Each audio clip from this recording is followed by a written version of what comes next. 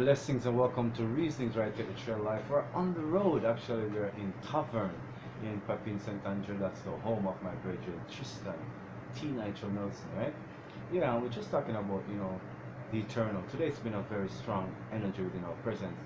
I know, well, I celebrated, Hebrew New Year 5780, last year at some point, and, in the last half of the year. And so, you know, the essence of it is that this, yearly cycle isn't the one that I follow, right? But we understand how these things go on. So we go through these cycles with our fellow humans because they are deep point of context in the Western world. So we're talking about reality being a short stop in the eternal flow, where everywhere present, everywhere knowing, everywhere possible. And so in the eternal, we realize that the now diminishes to the always, and the always succincts all things. It is like recognizing that your past experiences are very much a part of the present experience that you're currently having, and that you don't necessarily have to get past the past experiences to have current valid experiences, because the past are really like steps that leads up the eternal staircase to awareness and divine awakening.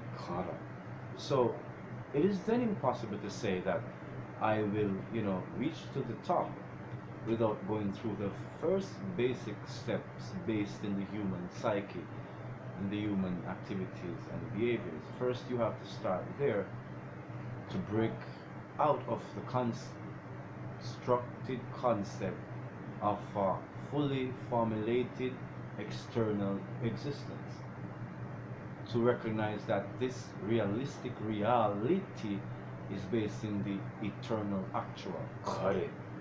And so to slowly shift your assemblage point, your mental and emotional focus in the feeling place to the actuality of eternity is the essence of where we are. Knowing that these moments in the now will become foundations of past that will fuel present into eternal presence. And that is the essence of why our past needs not be overcome in the sense of obliterating it in that sense. Overcome the notion of its hurtfulness, the notion of its ruin, the notion of its fragmentedness.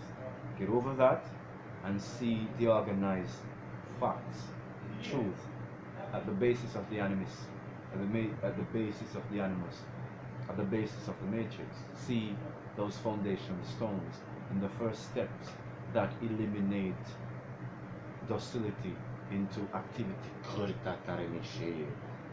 And as you go up the steps of eternal city to the eternal place of awakening, this citadel in high consciousness lifts all the faculties into centralization, core vortex, core activity, core principle. It is okay to let go of what has been. It is not like what is will disappear and what is will not be. Some of the most interesting things that we have discovered is in the moments when we weren't trying to discover anything in the first place. This eternal activity happens without us doing much, but just accept its potentate in our life.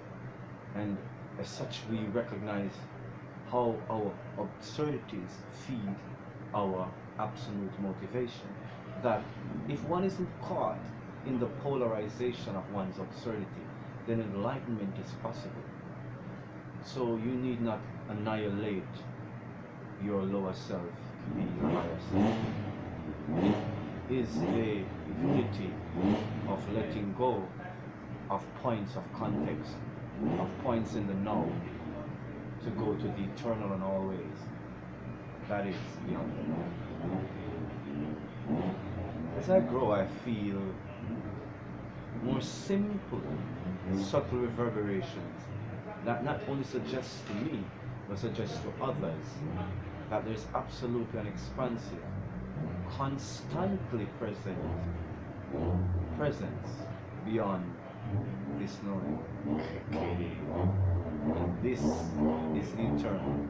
How beautiful it is in this 2020 vision to visualize the actualization of the imagination of knowing. It's absolutely beautiful.